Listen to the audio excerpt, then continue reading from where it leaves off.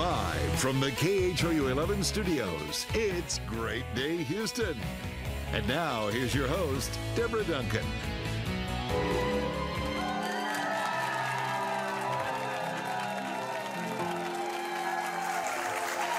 Good morning, everybody, and welcome to Great Day Houston. I want to say good morning to the ladies of Walden who came in this morning. Thank you all very much. Well, love is in the air since Valentine's Day is just 4 days away. Many of you will celebrate with a significant other. I know a lot of ladies who are going in packs, in droves, to the much-awaited movie 50 Shades of Grey. We will get a review on Thursday's show from those who will attend the premiere. Then we'll debate the 50 Shades phenomenon, mindless fantasy or a harmful message to women in society. Well, now back to Valentine's Day. For some, it's a time to reconnect. For others, it reminds you of how disconnected you are. For some answers, it's time to ask the therapist. I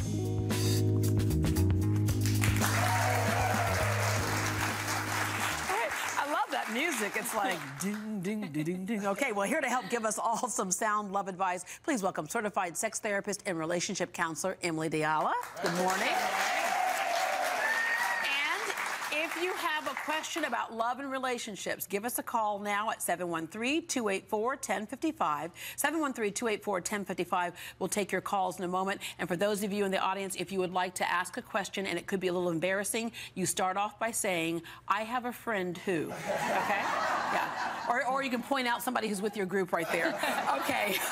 Emily, Valentine's Day to me can be like Christmas. Sometimes we get caught up in buying the gift that we think reflects our love, and we get lost in the gift giving or the holiday, but forget what it's really all about. Exactly. You know, one of my favorite things to do when I have a couple come into my office for the first time, which they're usually coming in because they're having a problem in some area, I ask them to tell me what it was like in the beginning of their relationship, to basically to reminisce. And I think that's something really fun for couples to do on Valentine's Day. Yeah, well, you know, reconnecting to why you liked each other to begin with. Exactly. I mean, when I ask couples this question, their posture completely changes. They start smiling, they start laughing. And so I think it could be fun as a couple to do something as simple as go back through some old pictures or through your wedding album or something like that, and remember the reasons why you fall in love. It can be really fun. Or to even replicate one of your earliest dates. I actually put on the dress that we first had our first date. I put the dress on. Now, it did not fit like it did back then. It was not quite, but I was like, remember this? It was like, but it was, and actually, to be honest with you, he had a really cool shower curtain that he was getting rid of. I said, that print material make a pretty dress. And he goes, here, I found it in my car the next day, and so I went and had a dress made out of it. So anyway, but yeah, so things like that, we forget that kind of humor and fun. We do. All right, the other thing is I hear a lot of guys, they just have this pressure because Valentine's Day, women always expect to get something. A lot of women do. And guys are like, and what about us? That's true. You know, I tell both men and women too. Cameron's over here like going, finally, yes, yes. What? Yeah, Cameron, what was your? I mean, it's just about time we get some respect. That's all. You know? That's all. Yeah. What have you gotten as a Valentine's gift from? Cards. Cars. Yeah. A bear. Meanwhile, you're giving cars. And jewelry, right? Yeah. Okay. All right. Okay. So yeah. So it is lopsided. It is. You know, I tell both men and women to kind of plan. The more you can plan ahead, the better.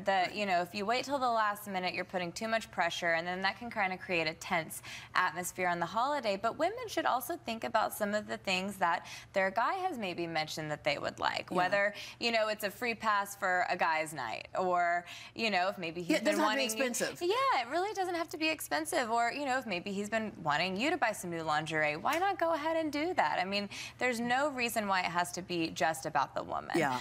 I just saw a commercial, and it's funny because it plays on, I think, the whole underlying tone of this, commercially speaking. And the lady goes, oh, my gosh, honey, all the girls at work are jealous of me. Look at my candy. Right?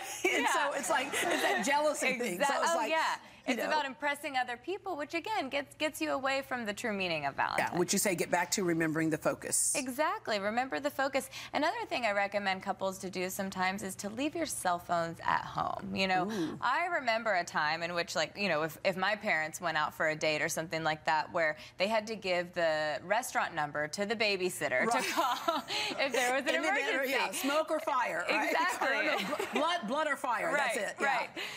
We don't do that anymore. And, you know, I watch couples when I'm out to dinner and they're on their phone or they're, you know, taking pictures of their food and sending it to their social media accounts. It's just, you know, there's always a third person in the relationship or third thing. Exactly. And then it comes back to the bragging to the friends. Well, look where my husband took me out to dinner for Valentine's Day. Get back to each other. Leave the phones at home if you can. If a sense of panic comes up when you imagine doing that, it's probably a good sign that you should. Yeah. You need to let go of that a little bit.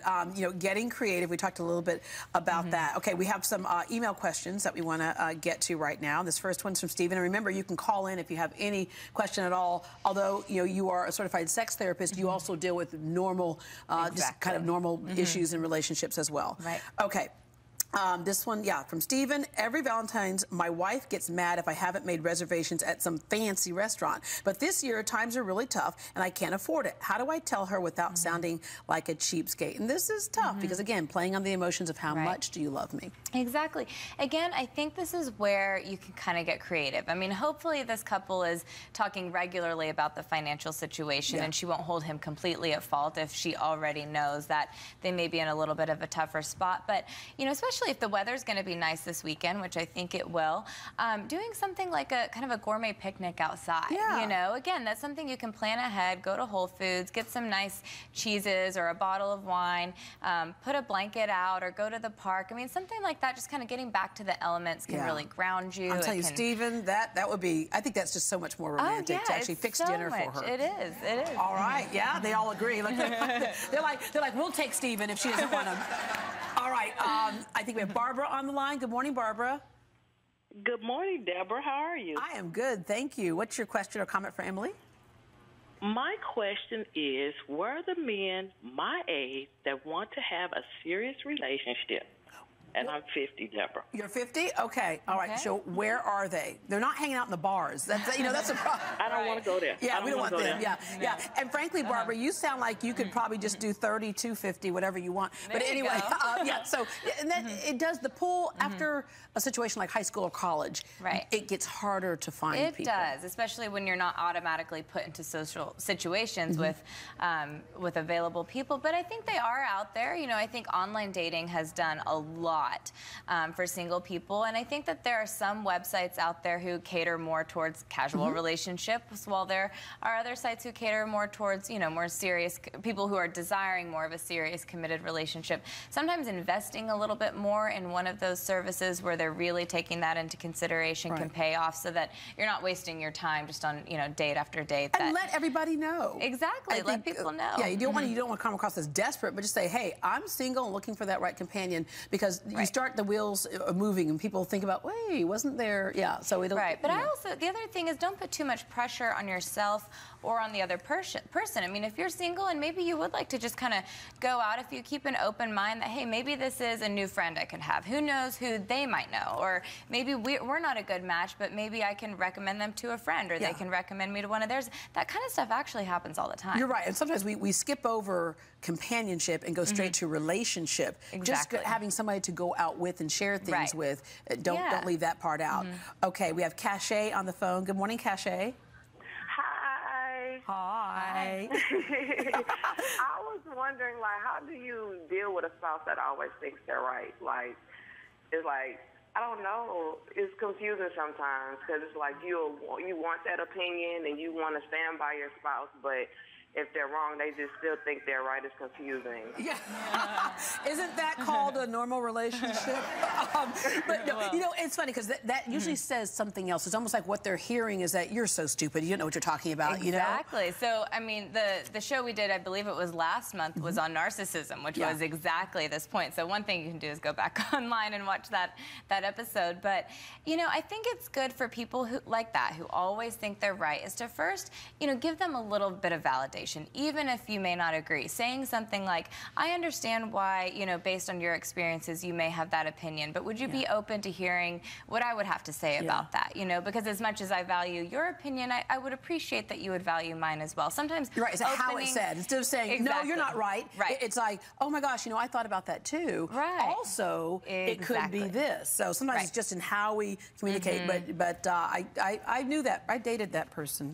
That was so Sometimes you can come out of it, and sometimes you got to get out of it. Okay, Emily is sticking around to take more of your calls, so hold on there. We'll be right back in just a few minutes. Again, the number is 713-284-1055, 713-284-1055.